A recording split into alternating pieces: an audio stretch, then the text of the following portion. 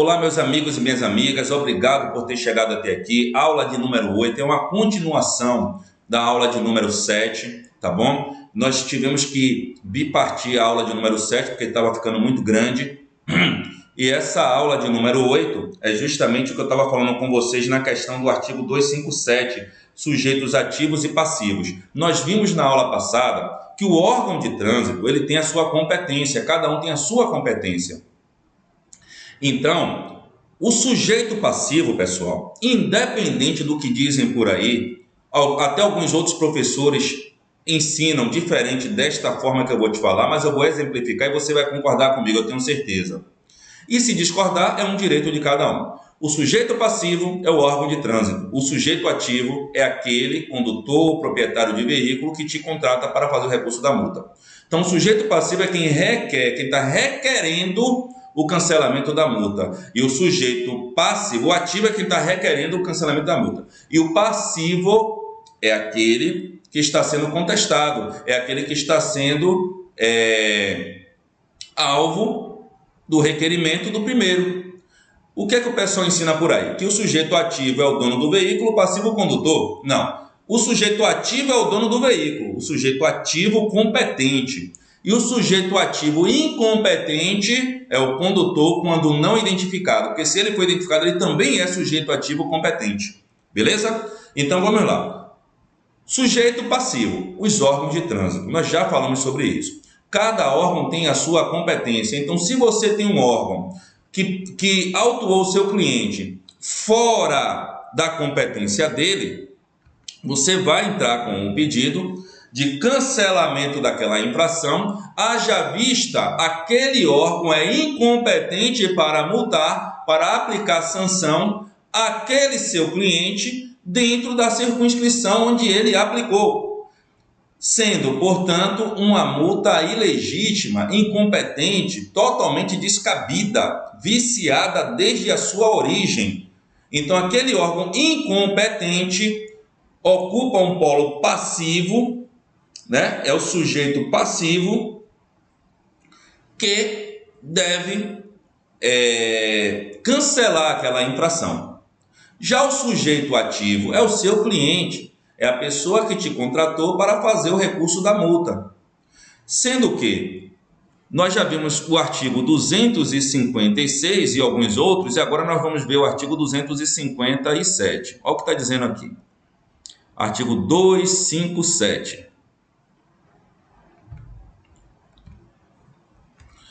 As penalidades serão impostas ao condutor, ao proprietário de veículo, e aí continua narrando. Só que a gente só se interessa por isso aqui, ó. Condutor e proprietário de veículos. Ponto, ponto, ponto. Embarcador, transportador, esqueça. Olha aqui. Aos proprietários e condutores de veículo, então, aos proprietários e condutores de veículo serão impostas concomitantemente as penalidades de que trata este código, toda vez que houver responsabilidade solidária em infrações, e aí continua a leitura. Cada um vai responder pela sua parte. Eu vou dar aqui um exemplo. João tem uma moto e emprestou para José. José foi pego conduzindo a moto sem o capacete. José é habilitado, mas não estava com capacete. João responde pela obrigação de pagar a multa. José responde pela suspensão da CNH no prazo de 2 a 8 meses. A lei não diz o prazo certo, deixa de 2 a 8. Outro exemplo. João é dono do carro, José dirigia o carro. Este carro foi abordado na blitz da lei seca e José foi autuado pelo cometimento da infração do artigo 165A. Recusou assoprar o bafômetro, a multa da lei seca. João responde pelo valor, obrigação de pagar, R$ 2.934,70. Já o José vai responder 1 ano de suspensão do direito de dirigir. Então, eles vão responder solidariamente, mas cada um dentro da sua obrigação. Pessoal, o dono do veículo sempre é o sujeito ativo competente. ele sempre é o sujeito ativo em todas as questões. Ele tem a obrigação de pagar a infração. Ele pode cobrar do outro? Pode. Ele pode cobrar judicialmente, administrativamente? Pode. O outro deve pagar? Sim, deve. Mas aquele outro que muitos outros professores chamam de sujeito passivo, na verdade, no meu entendimento, ele também é sujeito ativo, mas ele é o sujeito ativo incompetente quando ele não é identificado e competente quando ele é identificado. Então, este sujeito também ativo, mas incompetente, ele vai responder pela obrigação dele, beleza? Quando o veículo é autuado sem abordagem, é o proprietário que tem a obrigação de apresentar o condutor infrator, porque aquele condutor ele é incompetente. Ele vai receber a informação do proprietário, que vai apresentá-lo, e aí sim ele vai apresentar a defesa dele. Eu posso fazer um documento, um requerimento de apresentação de condutor e um outro em separado de apresentação da defesa? Sim, pode. Você pode. Eu posso fazer 2 documentos separados, posso fazer um único documento, apresentação de condutor e também a defesa? Sim, pode. Tem alguns órgãos que não permitem, mas na grande maioria, no DETRAN mesmo, a maioria dos DETRANs aceitam. Mas alguns órgãos não, por causa de uma questão de logística, que eles dizem que esses são setores diferentes. Mas eu não vejo nada que impeça. Todavia, você tem que seguir a norma daquele órgão lá. Porque lá no início do Código de Trânsito tem lá dizendo que eles têm competência para ter as próprias normas. Eles só não podem criar situações singulares que não estão previstas no Código. Por exemplo, criar multa, trabalhar com valores diferentes de multas, aí fica complicado. Então, o artigo 257, ele deixa bem claro que as infrações, elas serão destinadas ao veículo. Este veículo tem um proprietário, este proprietário é o sujeito ativo sempre, ele sempre vai ter a obrigação de pagar, ele sempre vai ser a pessoa que vai ter que identificar o condutor, mas o condutor por si só não consegue se auto-indicar sem a participação do proprietário. Observe que em todos os casos que a pessoa recebe uma notificação de autuação, quando tem lá identificação do condutor, você percebe que tem que ter assinatura também do proprietário, não é verdade? Só que tem uma regrinha aí. Se você for para a esfera judicial, você consegue apresentar um condutor sem a participação do proprietário, sem nenhum problema. Mas voltando aqui ao que nós estamos falando, que é a esfera administrativa, e a maioria dos casos você consegue resolver, até porque o condutor tem interesse em apresentar, o proprietário tem interesse em apresentar o condutor infrator, isso aí é fato, é interessante para ele apresentar o verdadeiro condutor daquela infração. Aí você tem o quê? Toda vez que o condutor for identificado, pessoal, identificado é abordado, ele foi parado por alguém, assinando ou não, ele entregou o documento de habilitação. Então, toda vez que isso acontecer, não tem como você apresentar outro condutor infrator. É ele e acabou. Bafômetro, ele tem que ser identificado, e aí não tem como apresentar outro condutor infrator. Seja lá quem for que estava dirigindo, tem que ser identificado. Do capacete, não. Ele pode ser autuado à distância, não precisa ser abordado. Então, nós sabemos que quando você tem um auto de infração com o condutor identificado por abordagem, não existe como apresentar outro condutor. Então, você vai ter que trabalhar ali e trabalhar com a garra no cancelamento. Mas quando ele for o condutor identificado eletronicamente, você pode apresentar outro condutor. Existe uma informação que as pessoas fazem, que é principal condutor. Então, o veículo X é de João, mas o principal condutor é José. Todas as multas que chegam naquele veículo são automaticamente lançadas no prontuário do José. O José nem sempre é o condutor, mas como ele está como condutor, como principal condutor, o órgão entende que ele também é o condutor infrator. o que é que nós fazemos? A gente pode apresentar um condutor infrator diferente de João e diferente de José. Se for José, nem precisa identificá-lo. Se for João, a gente vai... Não. Embora José seja o principal condutor, eu vou dar aqui um exemplo. Você tem a Dona Maria, uma advogada que não dirige. Ela tem um motorista. O nome do motorista dela é Pedro. E Pedro é o condutor principal daquele veículo. Ele é o principal condutor identificado no órgão. Todas as multas que chegam naquele veículo não vai para a Dona Maria, vai para Pedro. Só que em certo dia, a Dona Maria deu o carro para o filho. Ou ela própria resolveu dirigir e foi multada. Naquele momento, o Pedro, para não ser prejudicado, ele deve fazer um requerimento identificando a situação para o órgão, informando que quem estava na direção não foi ele, e sim a Dona Maria. Então, somente nesse caso, o condutor identificado eletronicamente, ele pode ser alterado. Já presencialmente, não tem como ser alterado. Então, muitas vezes vai chegar pessoas dizendo assim, olha, eu fui pego na blitz do bafômetro, mas eu quero botar outro condutor para não perder minha habilitação. Não tem como. Você não pega esse tipo de caso. Você vai dizer, não, eu vou trabalhar em cima da defesa da multa, mas eu não tenho como tirar o seu nome. Olha, eu fui pego numa blitz aí, eu fui parado pela polícia, botaram lá meu nome lá, mas eu não posso assumir essa multa porque eu sou habilitação provisória. Eu quero te contratar para você botar o nome de outra pessoa. Não tem como. Não tem como. Beleza? Agora, eu peguei um caso, como eu trabalho com isso há muito tempo, eu já peguei vários casos. Então, eu peguei um caso em particular que o motorista do veículo, na hora da abordagem... Aliás, já peguei 2 casos desses. Dois. O motorista do veículo, na hora da abordagem, era a mulher. Só que o policial militar que abordou, da Polícia Rodoviária Estadual, ele colocou o carona, o marido dela. E eu vou explicar por quê.